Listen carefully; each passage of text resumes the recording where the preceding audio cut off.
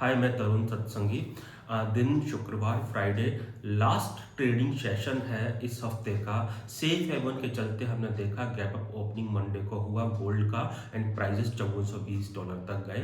चांदी भी gap up opening के बाद में $96 तक गई, लेकिन उसके बाद हमने देखा ट्यूसडे तक दोनों में भारी गिरावट आई। वेंसडे थर्सडे मार्केट में हमने देखा स्टेबिलिटी आई वापस। Safe haven buying ultimately missing है, डिस्पाइट कि अभी मिडिल ईस्ट का टेंशन बढ़ता जा रहा है। 14 कंट्री पार्टिसिपेट कर रही है। हमने एनर्जी प्रोडक्ट्स के अंदर सेफ हेवन बाइंग आते हुए देखा है, हमने क्रूड के अंदर तेजी आती हुई देखी है, नेचुरल गैस के अंदर तेजी आती हुई देखी है, डॉलर इंडेक्स के अंदर तेजी आती हुई देखी है। क्या कारण है कि गोल्ड सिल्वर में तेजी नहीं आ पा रही है, जानने की कोशिश करेंगे। कल हमने कहा था कि एग्जैक्टली 5210 अच्छा रेजिस्टेंस है और नीचे की तरफ 5080 अच्छा सपोर्ट है। 5100 के आसपास से मार्केट में बाइंग बन सकती है। एक बार 5100 से प्राइस 5170 गए, लेकिन टिके नहीं। 5050 का लो भी देखा। अभी गोल्ड में ये मान के चलते हैं कि 4980 बहुत अच्छा सपोर्ट है।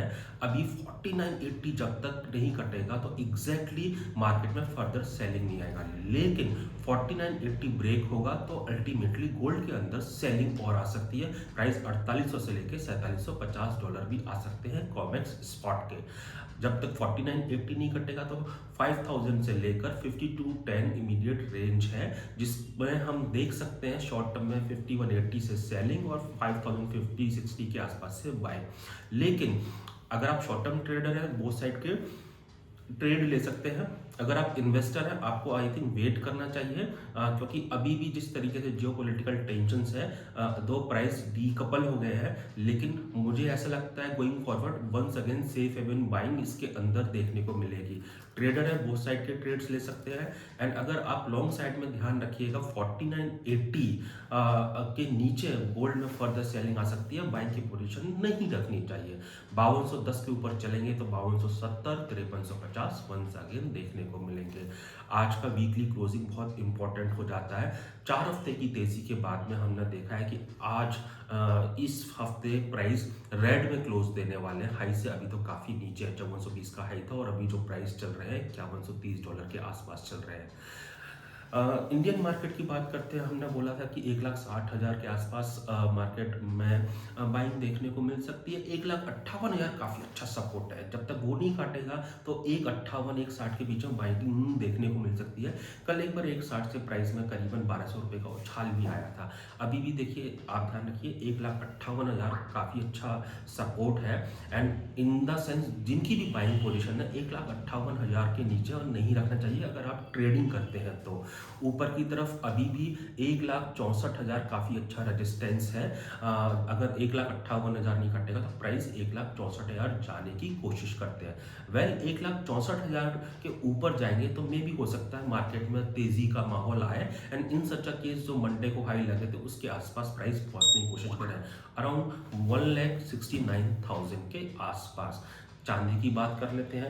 अभी देखिए $80 के आसपास चांदी का काफ़ी अच्छा सपोर्ट बना हुआ है। तो अभी ये मान के चलते हैं 78 से $80 सपोर्ट जोन है, 85 से 87 रेजिस्टेंस जोन है। $77.80 के नीचे चांदी नहीं जानी चाहिए। अगर उसके नीचे गई लाइक गोल्ड, इसमें भी फर्दर सेलिंग देख सकते हैं। अगर इसके नीचे नहीं जाएगी तो प्रॉब्ली $80 के आसपास से वंस अगेन शॉर्ट टर्म के लिए बाइंग देख सकते हैं, $85-87 के लिए। कल भी हमने बोला था $81 के आसपास से बाइंग आ सकती है। प्राइस में $3.5-4 का उछाल आया भी था। सो अल्टीमेटली साइडवेज मार्केट है, रेंज प्ले कर सकते हैं। हाँ, ये भी 4 हफ्तों की तेजी के बाद में ये वीक रेड में क्लोज होने की तैयारी हो रही है। होगा नहीं होगा वो इवनिंग सेशन में पता चल जाएगा, फिर हम फर्दर अपडेट दे देंगे। लेकिन हाँ, ये है कि इसमें भी बहुत सेफ्टी के साथ ट्रेड करना है, क्योंकि पॉजिटिव ट्रिगर्स है लेकिन प्राइस चलने को तैयार नहीं है, डीकपल हो चुके हैं।